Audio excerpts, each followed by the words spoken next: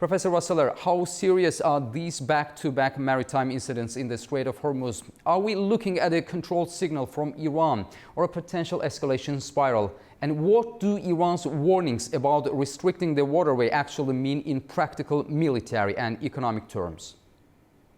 So the situation is really dangerous, particularly now that we are in a ceasefire that soon will expire and nobody knows precisely what is going to happen next. Another problem as we analyze the situation in the Strait of Hormuz are the contradictory information, the contradictory narratives. We have a type of narrative coming from Washington, from the Trump administration, and obviously a different narrative coming from the government of Iran. We imagine that these conflicting messages are part of the negotiation tactics. The actors don't want to expose precisely what are their next moves, but it is obviously dangerous, threatening, as we know already, the energy markets. Because of the Strait of Hormuz is closed again, and prices are going up with implications for several countries, consumer prices, inflation, and there is always the risk of an escalation and the return of the armed conflict involving Israel, United States, and Iran.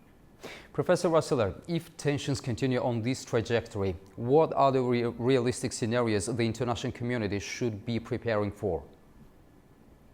The realistic scenario should be prepared for more and more volatility of the markets, primarily the energy markets, but also there is markets for fertilizers that go through the Strait of Hormuz, economic instability in several countries as gas prices, aviation fuel prices, they go up. So there is going to be, and it's already happening, instability in commercial aviation, airlines in several areas of the world, but particularly Asia and Europe, canceling flights.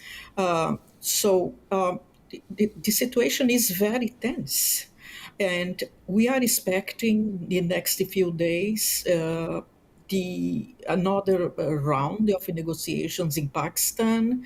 What has been said in Washington is that President J.D. Vance, Vice President of the United States, will be in Pakistan again, but it is absolutely uncertain the results of the negotiations because the interests of the United States and the interests of Iran, they collide. There is no agreement.